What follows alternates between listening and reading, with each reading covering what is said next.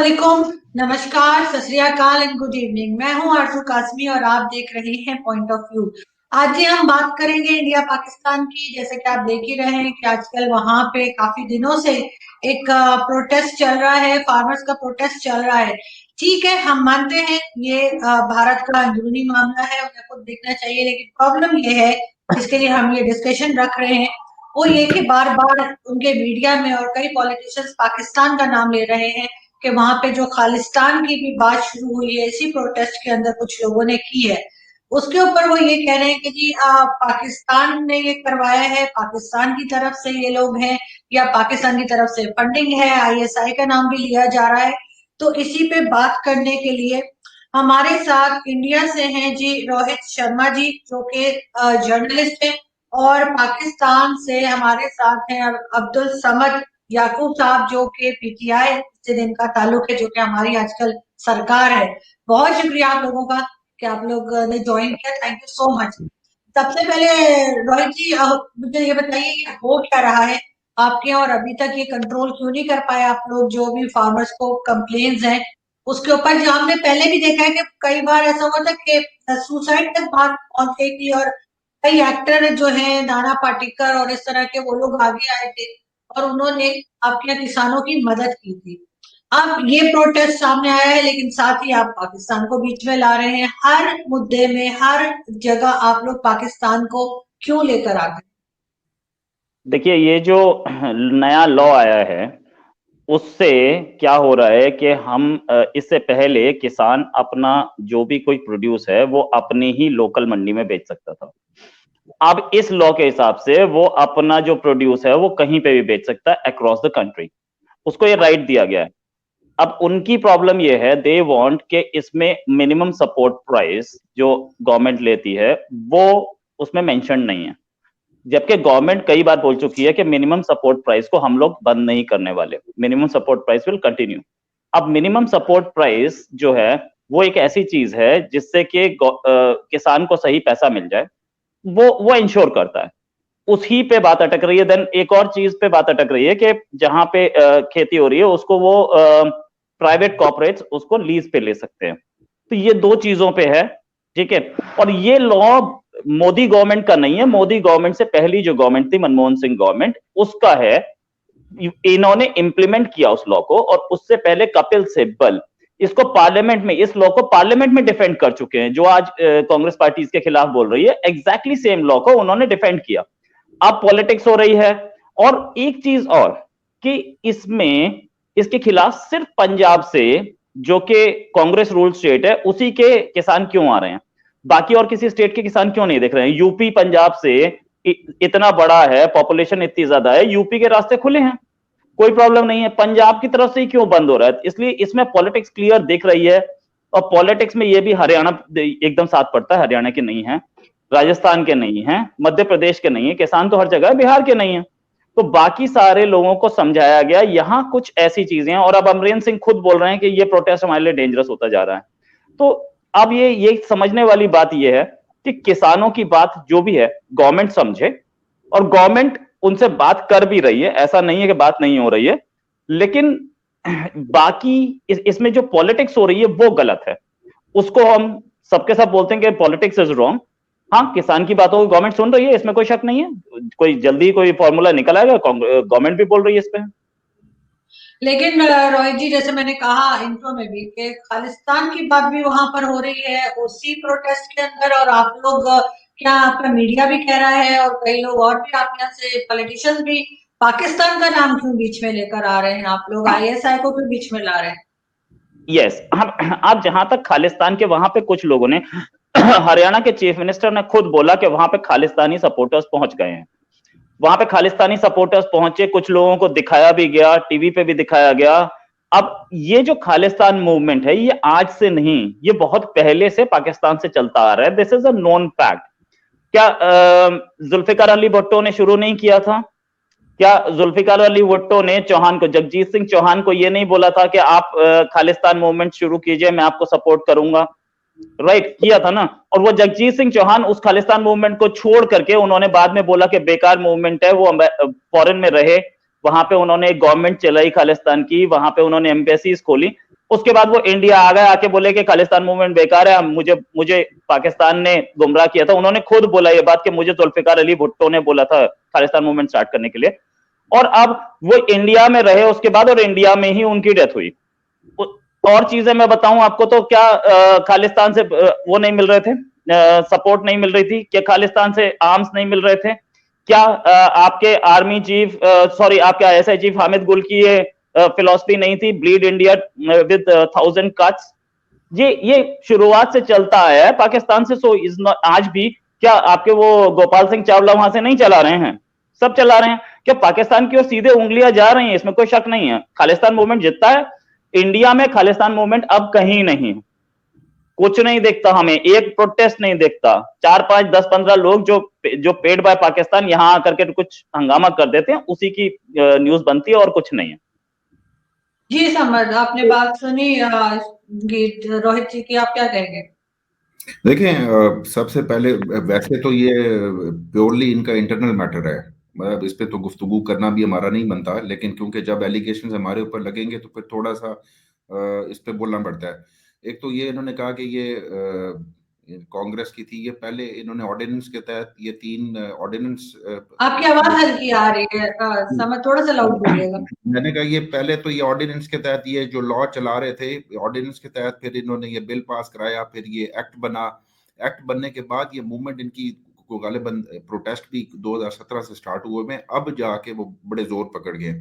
अच्छा, political aspect से अगर मैं इसको देखूँ ना, कि अगर हमारे यहाँ पीडीएम जब वो करती है तो हम भी यही कहते हैं कि वो इंडियन नैरेटिव को रिप्रेजेंट करिए। ये पॉलिटिकल एस्पेक्ट्स होते हैं कि जब आपकी कैपेसिटी से कुछ चीज बियॉन्ड होने लगे, या जो आप उनको कंट्रोल ना कर सके डेमोन्स्ट्रेशंस को या प्रोटेस्ट को, तो उस पे एक्सटर्नल हैंड्स का जो एलिगेशन है वो हमेशा से ये बड़ा इजी वे होता है, चाहे अगर हम गवर्नमेंट में भी है, लेकिन मैं यहाँ पे प्राइवेटली आपको इंडिपेंडेंटली अपनी ओपिनियन दे रहा हूँ कि ये बड़ा इजी होता है कि जब आप उनको क्रश करना चाहें तो आप उसको बैरूनी साजिश कह के और कहेंगे इनको एक्सटर्नल या दुश्मन सपोर्ट कर रहा है, तो इस वजह से, और ये साजिश का नतीजा है। जैसे अब वो फार्मर्स, जैसे हमारे यहाँ लॉयर मूवमेंट्स हुई थी और उसके बाद फिर मुशर्रफ को जाना पड़ा था, इसी तरीके से ये बड़ी डडली होती जा रही है इनकी जो फार्मर्स है, ये बहुत ज्यादा इसमें अब अग्रेसिव हो गई है।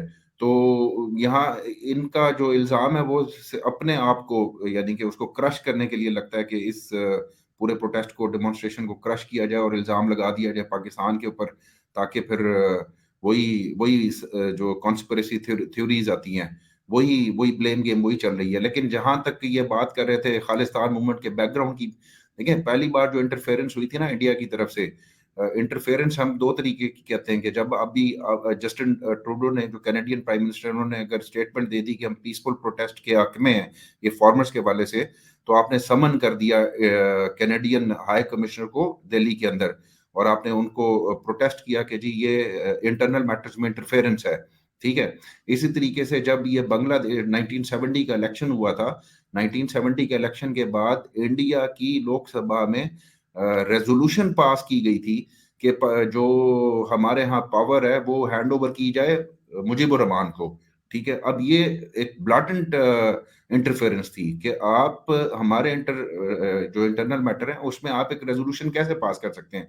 तो ये तो खैर, फिर उसके बाद जो खालिस्तान मूवमेंट थी वो कॉवर्ट थी बिल्कुल, उसमें कभी कोई चीज ऐसे एविडेंस सामने नहीं आए कि अगर कि कहीं पाकिस्तान का कोई रोल उसमें था भी सही, तो वो एक हिडन हैंड्स के थ्रू होता है। जैसे कि हम इंडिया को ब्लेम करते हैं कि इंडिया बलूचिस्तान की जो लिबरेशन आर्मी है उनको फंडिंग कर रहा है, या उनको इक्विप कर रहा है, या उनको आर्म कर रहा है। तो ये सिलसिला चला आ रहा है और चलता रहेगा।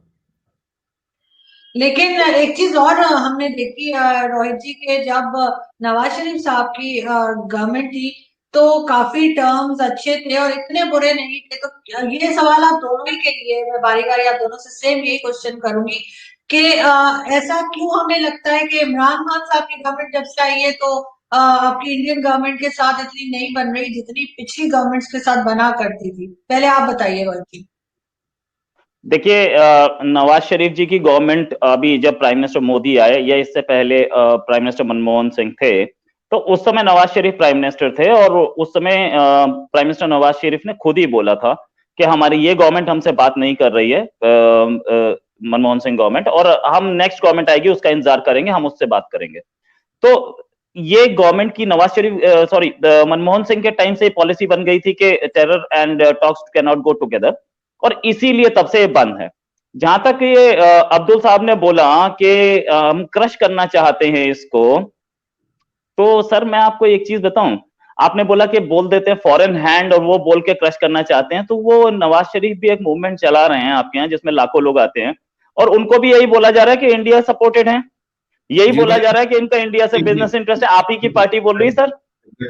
एग्जैक्टली। तो क्या आप भी क्रश करना चाह रहे हैं? आप भी क्रश करना चाह रहे हैं? आपको पॉलिटिकल एस्पेक्ट बताया कि जब इस तरह का प्रोटेस्ट होने लगता है तो ये गवर्नमेंट्स की नॉर्मली अप्रोच क्या होती है, ये मैं आपको इसलिए मैंने कोट किया था कि इंडिपेंडेंट ओपिनियन दे रहा हूँ कि नॉर्मली सर आप लोग प्लीज एक एक करके बात करें, वरना वो आवाज नहीं मिक्स होती है ना, तो ऑडियो खराब होती है। आप पहले राज आप कंप्लीट करिए। मैंने एडमिट किया कि जी जी अप्रोच होती है। अच्छा, जी आप जहां तक बात ये है कि क्रश, अगर क्रश करना चाह रहे होते तो गवर्नमेंट के लिए कोई बहुत बड़ा काम नहीं होता क्रश करना।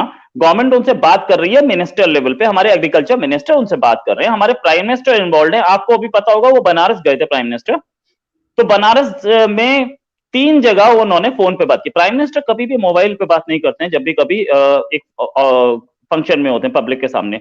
3 बार उन्होंने फोन पे बात की, just because of this movement, he is directly involve in to it.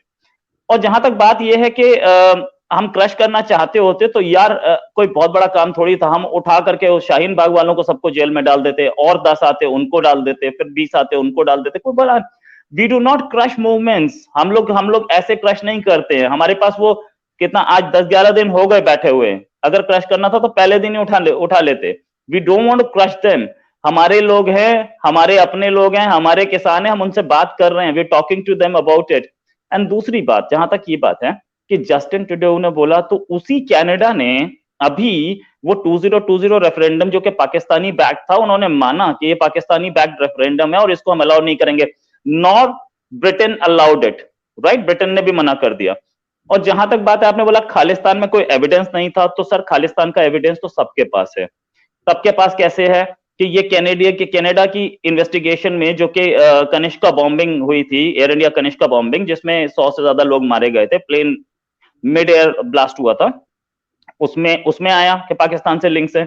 उसके बाद हमारे पास जो इतने सारे बॉम्ब्स पकड़े गए थे, इतना सारा असला पकड़ा गया, वो सारा का सारा पाकिस्तान मेड था, राइट। उसके बाद एक जर्नलिस्ट है सतीश जेकब, जिन्होंने इंटरव्यू किया था बिंद्रा वाले का, तो बिंद्रा वाले से उन्होंने पूछा कि आप ये कैसे चलाओगे जब इंडिया में रह रहे हो। बॉर्डर सामने, हम अभी चले जाएंगे बॉर्डर की ओर, और बॉर्डर क्रॉस करके वहां से चलाएंगे, वहां पे हमारे पास है। क्या कैंप्स नहीं चल रहे थे वहां पे? सब कुछ चल रहा था सर।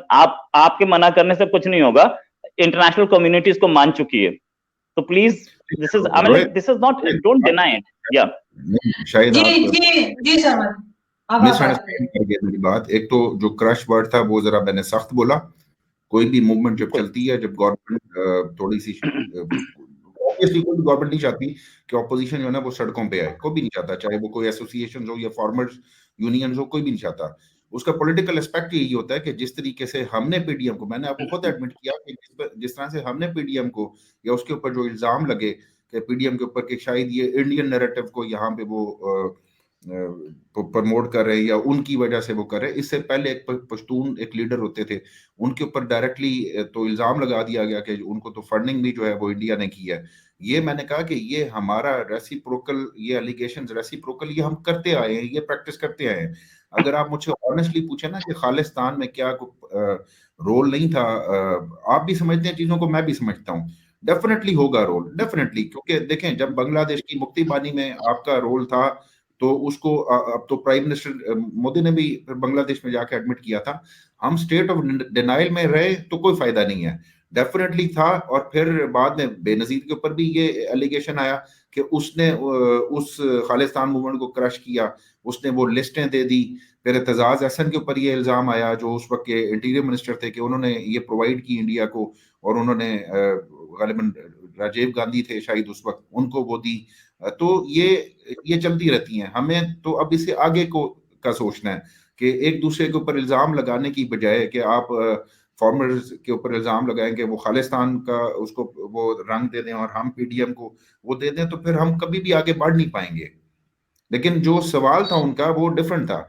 सवाल ये था कि प्राइम मिनिस्टर नवाज शरीफ के दौर में हम शायद इंडिया से हमारे रिलेशन निस्बतन कंपैरेटिवली बेहतर होते हैं। डेफिनेटली जो नवाज शरीफ का जो स्टैंड हमेशा से रहा है वो वाजपेयी के हवाले से दौर से हो, ऑल्दो के बाद में फिर वाजपेयी साहब ने दिलीप कुमार के साथ बैठ के फोन किया और दिलीप कुमार साहब ने कहा कि जी मियां साहब ये आपने क्या किया, ये आपने हमारी पीठ के ऊपर छुरा घूम दी है। डेफिनेटली जब कारगिल हुआ उसे इनकार नहीं किया जा सकता कि जब वाजपेयी साहब बस पे चल के आ रहे हैं, गुड जेस्चर था, हम पीस की तरफ जा रहे थे और ऊपर से कारगिल हो गया, तो वो तो हमें बहुत दूर ले गया ना एक दूसरे से।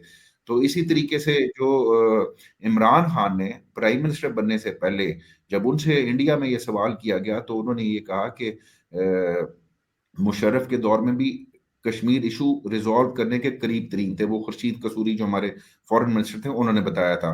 तो इमरान खान का अपना भी ये ख्याल था कि थ्रू टॉक्स हमारे कोई फॉर्मूला तय हो चुका था बिटवीन इंडिया एंड पाकिस्तान कि जिसमें उसको रिजॉल्व किया जाएगा। बट हुआ ये कि जब तक और ये प्राइम मिनिस्टर नवाज शरीफ ने जेस्चर गुड जेस्चर के तौर पे वो ऑथ टेकिंग सेरेमनी में चले गए, वहां पे उनकी वो भी एक अच्छा जेस्चर था, साड़ियां दी चले, एक अच्छा जेस्चर था। ये जो फॉरेन पॉलिसी होती है ना उसमें कुछ इंडिविजुअल रिलेशंस का आपका एक इम्पैक्ट होता है, उसका एक इफेक्ट होता है। उसके बाद अब जब ये हमारे जो इंडिया के साथ रिलेशंस खराब हुए हैं वो ज्यादा, तो वो 5 अगस्त के बाद ना जब ये एब्रोगेट हुआ 370, उसके बाद तो फिर बहुत ज्यादा हम एक दूसरे से दूर होते चले गए। तो जो कि नहीं इसको किसी और तरीके से रिजॉल्व करना चाहिए था। बट पर्सनालिटीज या लीडरशिप डू मैटर, यानी वो मैटर करती है। बिल्कुल तो रोहित जी आपको लग रहा है कि दोनों कंट्रीज जो है उनमें जिस गवर्नमेंट से गलतियां हुई है, चाहे वो कारगिल हो या कुछ, वो एक्सेप्ट करने में ही बेहतरी है, तभी कुछ आगे बढ़ सकेंगे हम लोग। देखिए एक चीज होती है जैसे बोलते हैं होस्टेज ऑफ द पास्ट, हम अपने पास्ट के होस्टेज बन चुके हैं। होस्टेज ऑफ द पास्ट मैं क्यों बोल रहा हूं, क्योंकि पाकिस्तानी एस्टैब्लिशमेंट आज से नहीं बहुत टाइम से दो दुश्मन दिखाती रही है।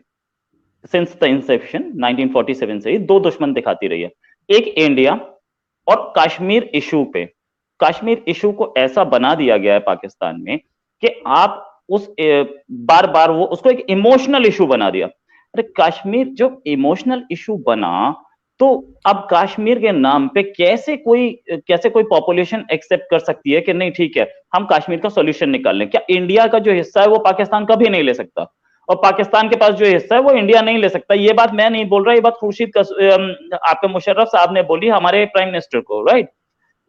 इससे पहले भी ये बातें आती रही कि देखो हम दोनों एक दूसरे का हिस्सा नहीं ले सकते। जो लाइन ऑफ पहले सीज फायर लाइन बोलते थे, इसे 71 के वॉर के बाद शिमला एग्रीमेंट में हम लोगों ने बोला इसे लाइन ऑफ कंट्रोल बोलेंगे। उसके बाद that was in the mind of both the leaders Indira Gandhi and Zulfikar Ali Bhutto कि हम इसको ही बॉर्डर बना देंगे। ये बात दोबारा आई मुशर्रफ साहब के टाइम पे, एंड मुशर्रफ साहब जो थे he was heading the army as well as the government, तो वो बहुत आसान हो जाता है इंडिया के लिए डील करना। तो ये बात हो गई थी उस समय कि हम लोग इसको इंटरनेशनल बॉर्डर बना लेते हैं। समहाउ और अदर नहीं हो पाया। दूसरा जो hostage of the past issue है पाकिस्तान में, दैट इज इजराइल। भाई अरब नेशन है, वो इजराइल से लड़ाई कर रहा है, राइट, और उस पर आप उस पर इजराइल से रिलेशंस बिगाड़ के बैठे। कुछ अरब कंट्रीज भी उसको वो दे गए, राइट, यूएई ने दी, लीबिया ने दी, सऊदी अरेबिया उसकी हिमायती कर रहा है, अरब कंट्रीज उसको रिकॉग्निशन दे रहे हैं। लेकिन पाकिस्तान ये बोल रहा है कि नहीं नहीं हम नहीं देंगे रिकॉग्निशन। भाई क्यों? आपकी लड़ाई किया वहां पे। अब इस्लाम ये बताया जाता है कि नहीं नहीं नहीं हम इस्लाम के साथ हैं, तो सऊदी अरेबिया हिंदू थोड़ी है, ना यूएई हिंदू है, ना लीबिया हिंदू है, right. When Muslim countries and that to Arab countries can give recognition, why can't you? और ये बात आपके current external affairs minister on record बोल चुके हैं कि अगर उनसे रिलेशंस बेटर होते हैं तो हम करेंगे। लेकिन आपकी पब्लिक ओपिनियन ऐसी बना दिया आपने पिछले 70 साल में कि आप रिलेशंस बना नहीं पा रहे, जिसकी वजह से पाकिस्तान को ही नुकसान हो रहा है। पाकिस्तान को जो मिलिट्री हार्डवेयर चाहिए इजराइल से वो मिल नहीं पा रहा। इंडिया के लिए फायदे का सौदा होगा, लेकिन ये नुकसान पाकिस्तान के लिए। सर्वेलेंस इक्विपमेंट्स चाहता है, वहां से ड्रोन्स चाहता है, वो नहीं मिल पा रहे, उसको इंफीरियर क्वालिटी खरीदने पड़ रहे हैं चाइना से, कहीं और से, राइट? चाइना फ्री में तो नहीं देता ना, पैसे लेता है, पैसे इजराइल भी लेता। लेकिन आप लोग होस्टेज ऑफ द पास्ट हैं, और आप ओपिनियन अगर बिल्डिंग चेंज भी करना चाहेंगे तो नहीं कर पाएगा, क्योंकि आपके अंदर इतने सारे जो जमातें हैं उन सब ने उसको प्रोपोगेट कर दिया है, अब उसको इस्लाम से जोड़ दिया है। तो ये होस्टेज ऑफ द पास्ट जब बन गए हैं, फिर इंडिया भी उसी होस्टेज ऑफ पास्ट में आ चुका कश्मीर के एंगल से, नहीं हो पाएगा अब हम लोग उसको इंटरनेशनल बॉर्डर बना लें तो that's the only option, otherwise कोई चांस नहीं है इसमें अब। देखें रोहित, जहां पे आप इंटरनेशनल बॉर्डर की बात करें, मैं जरा इंडियन पर्सपेक्टिव जो है वो उसको करेक्ट करता चलूं। ये बिल्कुल आपने करेक्ट बोला कि सीज फायर ये हुआ था, इसको सीज फायर लाइन कहते थे। 19 शिमला जो अकॉर्ड था उसमें इसमें ज्योग्राफिकली भी अमेंडमेंट हुई, जो पाकिस्तान ने एक्सेप्ट की, इंडिया ने एक्सेप्ट की, कि इसमें थोड़ा सा चेंज भी आया। उसके बाद इसको एलओसी करार दिया गया, और सीज फायर के कितने हम वो पैक्ट कर चुके हैं कि सीज फायर रखेंगे इसको, लेकिन वायलेट होता है। अच्छा, इसको इंटरनेशनल बॉर्डर इंडिया नहीं एक्सेप्ट करता। हमने इंडिया से ये कहा कि अगर जो हमारी अंडरस्टैंडिंग, जो प्राइवेटली उनकी जो गुफ्तगू होती थी कि हमने 5 जंगें लड़ी, हम 1 इंच नहीं ले सके, इंडिया हमसे 1 इंच नहीं ले सका और आगे भी नहीं ले सकेगा, और हम भी इंडिया से नहीं ले सकते। ये तो तयशुदा बात है कि लड़ाइयां लड़ के हमने 1 इंच भी कब्जा नहीं किया, ठीक है। अब इसके बाद यहाँ पे ये आता है कि बात ये हुई थी कि इस एलओसी को इररेलेवेंट कर देते हैं। Borders can not be redrawn, कि वो बॉर्डर दोबारा से, इसको इंटरनेशनल बॉर्डर कभी भी इंडिया एक्सेप्ट नहीं करेगा, क्योंकि फिर उसका वो जो क्लेम है कि पाकिस्तान ने ऑक्यूपाई किया कश्मीर, वो खत्म हो जाता है। ठीक, आप समझ रहे हैं ना मेरी बात, कि अगर हम बॉर्डर डिक्लेयर कर दें, तो उन्होंने कहा कि जो पॉपुलेशन है दोनों क्रॉस द बॉर्डर, दोनों साइड से एलओसी के उस तरफ और उस तरफ, वो आपस में उनके लिए इतनी इररेलेवेंट कर दी जाए कि उनके लिए कोई हर्डल्स ना हो, वो ट्रेड भी कर सके, वो जा भी सके, जो कश्मीरीज हैं, पाकिस्तानीज नहीं, जो कश्मीरीज हैं, वहां के कश्मीरीज यहाँ पे आ सके। तो वो उस फॉर्मूला के करीब तरीन थे, जो कि हम फिर नहीं कर पाए। अब आपने बात की इसराइल की, जब आप ये कहते हैं कि इसराइल को इंटरनेशनली रिकॉग्नाइज कर दिया जाए, दैट डजंट मीन कि हमारे इसराइल से रिलेशंस अच्छे हों। हमने इंडिया को रिकॉग्नाइज किया, इंडिया ने हमें रिकॉग्नाइज किया, इंडिया का हाई कमिश्नर है, हमारा हाई कमिश्नर है, डिप्लोमेटिक रिलेशंस है, बट स्टिल हमारी जंगें भी होती हैं, हम लड़ते भी हैं, हमारी एलओसी के वायलेशंस भी होती हैं, 2500 वायलेशंस होती हैं। इसराइल को रिकॉग्नाइज करने का मतलब ये नहीं है कि हम उसकी हर बात से एग्री करेंगे या हम उसकी हर पॉलिसी को इंडोर्स करेंगे। सिर्फ एक वो आपकी एक वो बात कि इमोशनली हमने अपनी मुस्लिम जो पॉपुलेशन है, चाहे वो पाकिस्तान में हो या अरब वर्ल्ड में हो, उनको हमने इतना इमोशनल कर दिया, सेंटीमेंट उनको वो सेंडी कर दिया है कि वो इस रिकॉग्निशन को एक्सेप्ट करने के लिए तैयार नहीं होंगे, क्योंकि उनके जहन में एक चीज बैठ गई है। जबकि पाकिस्तान ये कहता है कि अगर वो एरिया जो पैलेस्टीन का, जो एक सर्टेन टाइम पीरियड से पहले पैलेस्टीन के पास थे, अगर उसको वो वापस कर दिए जाए तो हम इसराइल को रिकॉग्नाइज करने के लिए तैयार हैं। और जहां तक आपने बात की कि हम उनसे ट्रेड नहीं कर सकते, देखिए ईरान ने 1981 में जो इराक से वॉर लड़ी थी, उसने ज्यादातर जो मेजर पोर्शन था उसके वेपन्स का, आर्म्स का, वो इसराइल से लेके लड़ी थी उसने, ठीक है। तो ये इंटरनली कहीं कॉवर्टली वो अंदर ही अंदर से, ये तो एक ओपन सी बात है कि उसने, और उसके बदले उसने उसको ऑयल दिया था, हालांकि दोनों ने एक दूसरे को रिकॉग्नाइज नहीं किया होगा। जी, तो मतलब आप क्या, इसका क्या मतलब हुआ कि, सॉरी मैं सिर्फ ये कहना चाह रही हूँ कि इसका क्या मतलब हुआ कि क्या हम नहीं करें उसको, या हमने वही करना है जो सऊदी अरब और यूएई कर रहे हैं?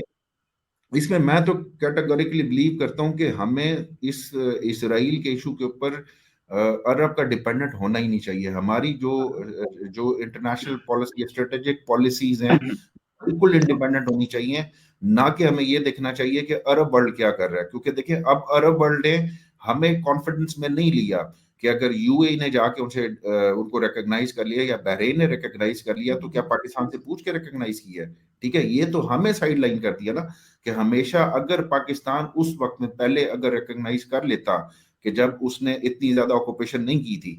अब हम तो बिल्कुल एक वो दूसरे कॉर्नर पे अरब खड़े, और हम दूसरे को, वो अपने बेनिफिट्स ले रहे हैं और हम साइड लाइन हो गए हैं। हमने अपनी आवाम को इतना इमोशनल और जज्बाती कर दिया हुआ है कि हम अगर हम स्ट्रेटेजिकली या हमारी फेवर में, हमारे इंटरेस्ट में हो, तो भी हम नहीं कर सकते, ठीक है।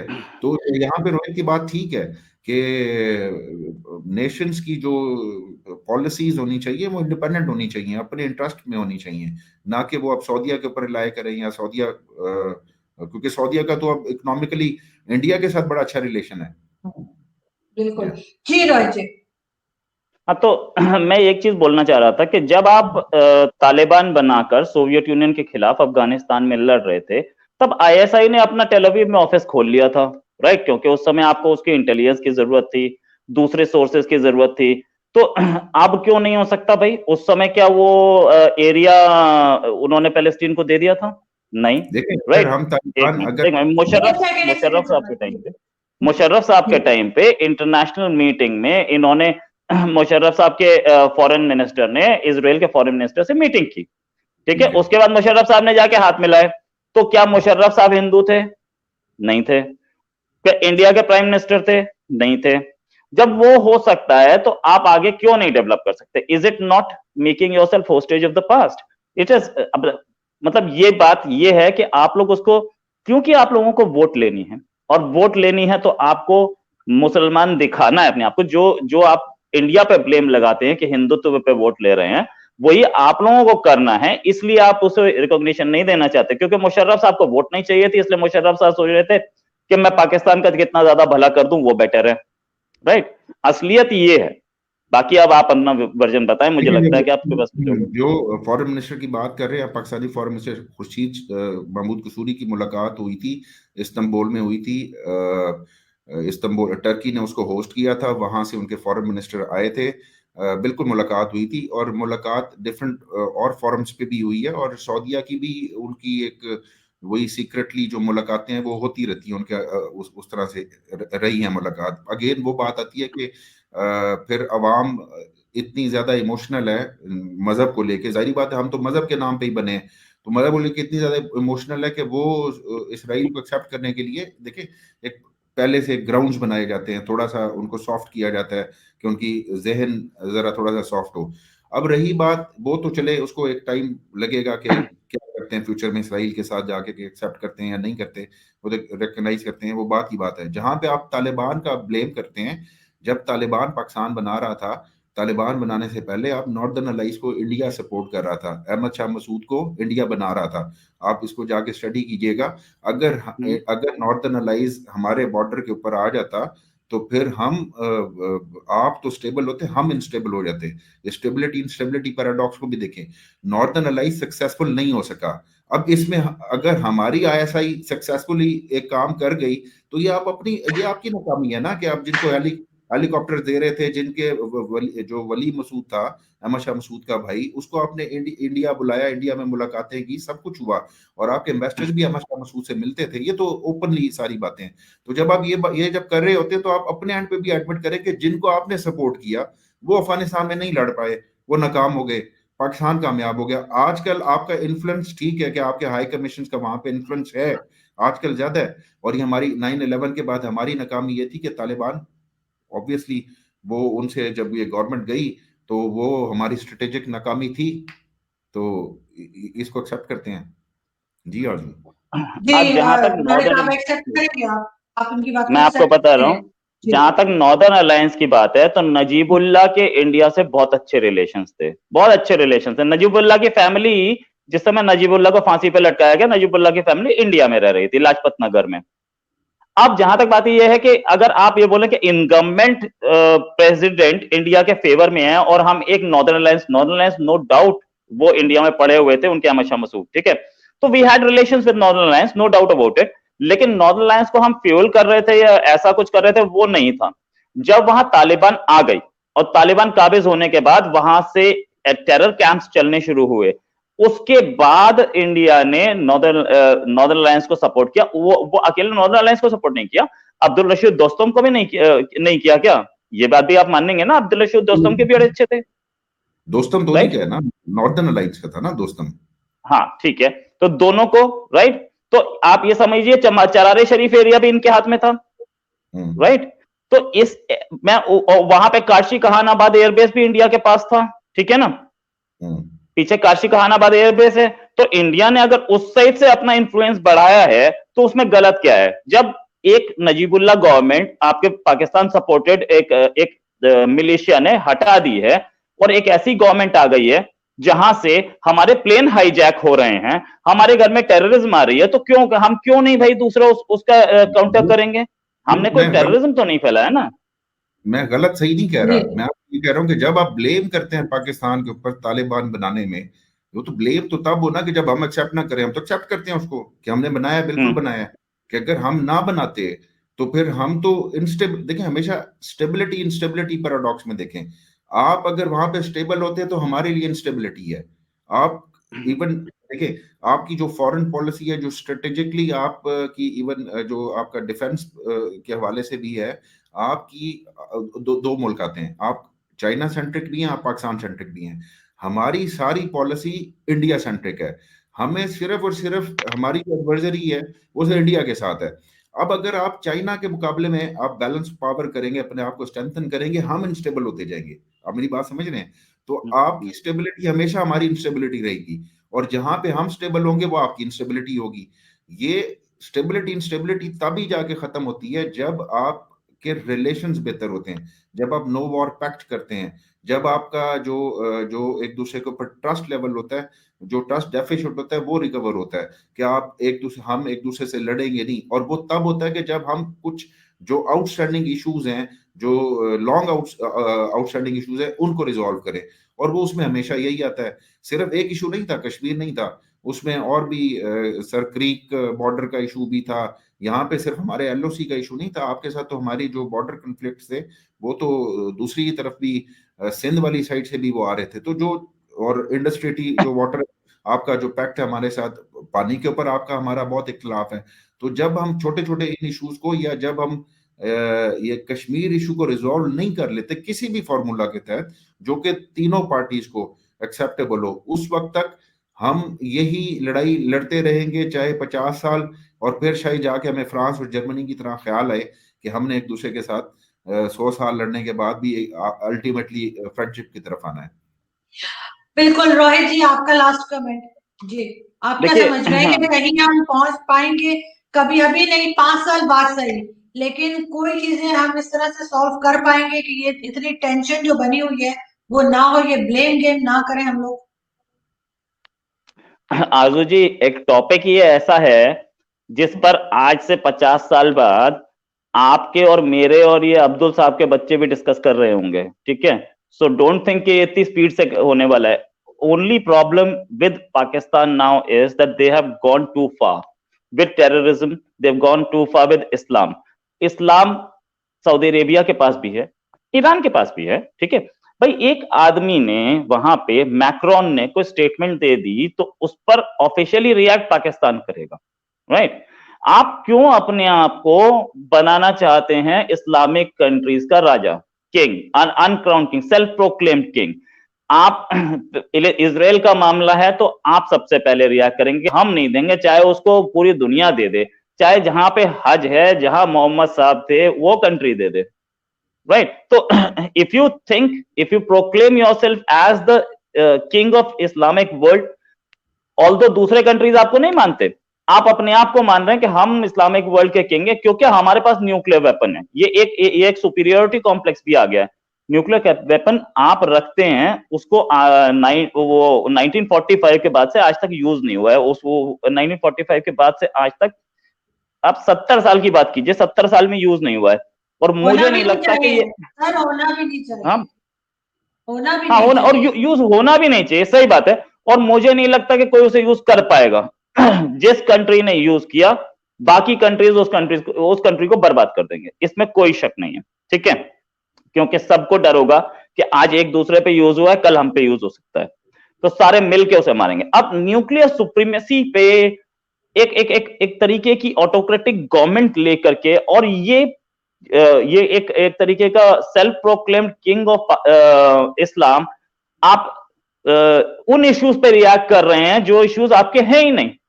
जो आप, एक आदमी ने जो कि आपके कंट्री का नहीं था, उस फ्रांस में मर्डर किया जो बंदे का, जो आपके कंट्री का नहीं था, उस पर रिएक्ट पाकिस्तान ने किया। अरे भाई, दूसरे कंट्रीज, ईरान के मुसलमान नहीं है, सऊदी अरेबिया मुसलमान नहीं है, आपके यूएई नहीं है, इन सब ने तो नहीं किया। आप टर्की और आप ही मतलब रहनुमा बनना चाहेंगे इस्लाम के। और जहां तक बात आपने बोला कि ये जो इश्यूज हैं इजराइल के साथ हमारे जो इश्यूज हैं वो एक हमारे दिल के करीब, भाई दिल के करीब आपके इस्लाम है, तो इस्लाम के हिसाब से चलिए। आपने ये भी बोला कि हम लोगों ने मुक्ति वाहिनी को सपोर्ट किया, भाई एक चीज मैं आपको बता दूं, मुक्ति वाहिनी को हमने सपोर्ट किया था, लेकिन हमें सपोर्ट करने का मौका किसने दिया? हमें सपोर्ट करने का मौका आपने दिया, हमने खुद नहीं लिया। हम चाहें भी तो हम आपके कंट्री में कुछ नहीं कर सकते जब तक आप खुद अपने लोगों को नाराज नहीं करेंगे। हाँ, प्राइम मिनिस्टर ने एक्सेप्ट किया और ये ओपन डिक्लेयर्ड फैक्ट है। उस समय भी हमने माना था कि मुक्ति भाई हमारे सपोर्ट से चल रही है। आप लोगों ने वहां पे मुजीबुर रहमान को किया, अरेस्ट किया। क्या 1970 में वो जीते थे, ही वॉन इट, वो पूरे पाकिस्तान, यूनाइटेड पाकिस्तान का प्राइम मिनिस्टर उनको बनना चाहिए था। क्या आप लोगों ने उन्हें बनाया? 70 में बनाना चाहिए था ना, 71 में वॉर की क्या जरूरत थी? उसके बाद आपने वहां पर ऑपरेशन सर्चलाइट शुरू कर दिया, जाके लोगों को मारना शुरू कर दिया। 10 लाख लोग अपने कंट्री को कौन मारता है यार? तो इट इज नॉट दैट आप, या बोलिए सर। देखिए आप कंप्लीट करें जी, लास्ट कमेंट अब आपका जी सब। जी देखिए, जब बिल्कुल आपकी बात ठीक है कि मौका नाइंसाफी ने मौका दिया और तभी हमने उसकी हैवी प्राइस पे की कि हमारा तो एक मुल्क ही अलग हो गया ना, उसकी हमारी अपनी गलती थी। जाहिर बात है, अगर किसी दूसरे को मौका मिलेगा वो तो आके उससे फायदा उठाएगा। हम आपकी सपोर्ट की वजह से नहीं अलहदा हो गए, अपनी नाइंसाफी की वजह से वो अलहदा हो गए। दूसरी बात, जहां पे आप ये बात करते हैं ये पाकिस्तान की, कि पाकिस्तान क्यों इस्लाम के उस पे आता है। देखिए 1979 से अगेन पहले 3 इंसिडेंट हुए 1979 पे, मैं आपको वो कोट कर दूं फिर आपको सब समझ आ जाएगा। एक इंसिडेंट हुआ ईरान में जो रेवोल्यूशन आया 1979 में, ठीक है, khomeini साहब आए। उसके बाद सोवियत ने इन्वेट किया 1979 में, अफगानिस्तान को इन्वेट किया। तीसरा था जो होली मॉस्क जो खाना काबा था, सीज हुआ मक्का, वो भी 1979 में 20 नवंबर को। अब जब वो कौन थे, जो अलकायदा वाले जो स्कूल ऑफ थॉट है, जो शियाइज्म था, वो इनकलाब आया, वहां पे रेवोल्यूशन आया, ठीक है, शिया भी स्ट्रेंथन हुए। फिर यहाँ पे आपने वो देवबंदी और उनको हनफियों को जो यहाँ पे वो हुए, तो उस वक्त जो सबसे बड़ा जिहादिस्ट कौन था? प्रेसिडेंट रोनाल्ड रेगन, जो सबसे ज्यादा फंडिंग कर रहा था, जो मिलिटेंसी हमें इंजेक्ट कर रहा था, सब कुछ कर रहा था, गेट पे बना रहा था। तो जहां पे आप हमें ये कहते हैं, और वो फिर छोड़ गए, ठीक है, माना कि हमारे यहाँ ये एक्सट्रीमिज्म है, मगर उससे पहले एक्सट्रीमिज्म नहीं थी। 1979 से पहले इस तरह की एक्सट्रीमिज्म नहीं थी कि एक तरफ एक कंट्री में शिया स्टेट बन जाए, दूसरी तरफ वो तालिबान आ जाए, और फिर वो अलकायदा के वो जो क्रश हुए जो 1979 में हॉली मॉस्क को सीज नहीं कर सके, वो क्रश तो हो गए। फिर उन्होंने दोबारा इमर्ज किया, जो अलकायदा स्कूल ऑफ थॉट थी, उस जयमान को फिर आइडियलाइज करती थी कि उसने उस वक्त ठीक किया था। तो ये एक वजह है कि उसमें सिर्फ हमारा कसूर नहीं है। अब तो ये वर्ल्ड कम्युनिटी ने मिलकर ही हमें वो किया, और फिर हमारे ऊपर ब्लेम कर देते हैं कि आप लोगों के इंटरेस्ट में था ना, सोवियत को खत्म करना उनके इंटरेस्ट में था, हम तो इस्तेमाल हुए और हम इस्तेमाल होते आए हैं। तो हम छोटे सर, हमें समझ में नहीं आता कि हम इस्तेमाल हो रहे हैं, हमें ये बात क्यों समझ नहीं आती? देखिए इतनी पोलराइजेशन हो जाती है कि देखिए हमारे मुल्क में शिया भी हैं, हमारे मुल्क में वहाबी भी हैं, हमारे मुल्क में वही अगेन बात आ जाती है कि जब आप रोहित की एक बात से इत्तेफाक करूंगा कि आपकी जो स्ट्रेटेजिक पॉलिसीज होती हैं या वो नेशनल इंटरेस्ट के ऊपर बेस्ड करनी चाहिए, ना कि उसमें आप मजहब या सेक्युलरिज्म इन चीजों को सामने नहीं रखना चाहिए। हमें इंडिया के साथ हमें कभी भी वर्ड हिंदू या इस तरह का वो नहीं, वो मेरे लिए चाहे मुसलमान है वो इंडियन है, चाहे हिंदू है वो इंडियन है, ठीक है। हमें इंडिया के साथ रिलेशन या हमारा ये अलमिया रहा है, हमें अब इससे निकलना बहुत मुश्किल हो गया है कि हमारी हर चीज सेंट्रिक है रिलीजियन के ऊपर, हमारी सेंट्रिक, हम नेशनल, हम हर चीज को अब मजहब के तनाजुर में देखते हैं। ये बात उनकी ठीक है कि अब पाकिस्तान में जो कुछ भी होगा वो उसको इस तरह से देखा जाएगा कि इसराइल यहूदी हो गया, ज्यूज हो गए, और हम ही इस्लाम को क्लेम करने वाले, या हम ही हमारी नेशनल पॉलिसी, कोई किसी मुल्क की नेशनल इंटरेस्ट अगर बेस्ड पॉलिसी होगी तो वो कामयाब होगा, अगर वो मजहब के नाम पे बनती जाएगी तो इसी तरीके से पोलराइजेशन, रेडिकलाइजेशन होती रहेगी और हम पीछे हटते जाएंगे। बिल्कुल ठीक, आप कुछ कहना चाह रहे हैं रोहित जी? मैं आपको एक चीज बताऊंगा अब्दुल साहब, पिछली सेंचुरी यानी कि 1900 से 1999, इसी सेंचुरी में हम तीनों वी वर बोर्न, राइट। ये एक ऐसी सेंचुरी थी जिसमें सबसे ज्यादा डेवलपमेंट हुआ। उससे पहले अगर आप 1900 की बात करें तो घर में बिजली के बल्ब नहीं हुआ करते थे, राइट। और जब ये सेंचुरी खत्म हुई तो हम मास में मींस लाइक 100, 150, 200 आदमी और मतलब दिन में 50 फ्लाइट्स, राइट। हम लोग प्लेन में उड़ रहे थे, मैं यहां से फोन मिला हूं किसी को तो अमेरिका में इंस्टेंट बात हो रही थी। एक रेवोल्यूशन आ चुका था, राइट। इस सेंचुरी को अमेरिका ने सबसे बढ़िया और वेस्टर्न वर्ल्ड ने सबसे बढ़िया और सबसे तेज समझा कि अब हमें इसे कैसे एक्सप्लॉइट करना है, कैसे हमें इसको अपने फेवर में लाना है। शायद पाकिस्तान इस चीज को नहीं समझ पाया। आप वही एक कंट्री है अमेरिका जो कि नया अपनी कैपिटल बनाना था वॉशिंगटन, और पोप ने वेटिकन से एक पत्थर दे दिया था कि इसको लगा लेना, तो लोग उस पोप के और वो क्या बोल कैथलिक्स के इतना खिलाफ थे, प्रोटेस्टेंट कंट्री पे बाय एंड लार्ज। आज तक एक ही शायद बाइडेन दूसरे हैं, एक ही प्रेसिडेंट कैथलिक प्रेसिडेंट रहा है कैनेडी, राइट। तो they hate Catholics like anything. उन्होंने उस पत्थर को चप्पलों से मारा और उसमें फेंक दिया, नदी में फेंक दिया, राइट। पहले president to visit Vatican was Kennedy और वो कैथलिक थे, तो उन्होंने पोप की रिंग को किस नहीं किया। लेकिन जब आपको सोवियत यूनियन से लड़ने की जरूरत पड़ी तो पोप ने सिर्फ अमेरिकन प्रेसिडेंट को बोला कि तुम्हारी इंटेलिजेंस कुछ भी कर ले, मेरा चर्च हर गली में है, ये बात याद रखना। तो वहां पे CIA का ऑफिस खुला और अमेरिकन प्रेसिडेंट ने विजिट करना शुरू कर दिया। आज वेटिकन से बड़े अच्छे रिलेशंस हैं। आप उससे कुछ सीखें, उसने इतने अच्छे रिलेशंस बना लिए। दे हेटेड, एक पार्टी है जो जिसका नाम रिपब्लिकन, जिसका नाम वेस्ट कहलाता था, व्हाइट एंग्लो सैक्सन प्रोटेस्टेंट। अब ऐसी पार्टीज भी वो वेटिकन से अच्छे रिलेशंस बना रही हैं। तो हम इंडिया पाकिस्तान क्यों नहीं, इससे बाहर निकल के इंडिया पाकिस्तान के भी कुछ कर सकते हैं ना हम। बिल्कुल आपकी बात ठीक है, हमें इससे निकलना होगा। और अब तो 2020 भी खत्म होने लगा है और आगे बढ़ना होगा। और बिल्कुल आपके जैसे लोग ही जब बात करेंगे और समझ साहब जैसे लोग जब पाकिस्तान में बात करेंगे तभी हम कुछ चेंज ला पाएंगे। थैंक यू सो मच, आप दोनों ने शो ज्वाइन किया and I hope to see you soon again both of you. अब तो साल भी खत्म हो रहा है, न्यू ईयर पार्टीज पता नहीं खान साहब करने देंगे या नहीं, लेकिन इंडिया में तो होंगी। हम भी कर लेंगे सर। सर्टेनली। तो कोरोना ने बैन कर रखा सब कुछ। एग्जैक्टली सर, उन्होंने कोरोना ने सर हमारे यहाँ वैसे ही बैन हुआ रहता है, आपको पता है इस्लामिक कंट्री है, तो फिर हम छुप छुप के पार्टी करते हैं। तो थैंक यू। Thank you. अब मैं भी ऑनियस चला जाएगा। तो बहुत शुक्रिया आप लोगों का, आपने थैंक यू।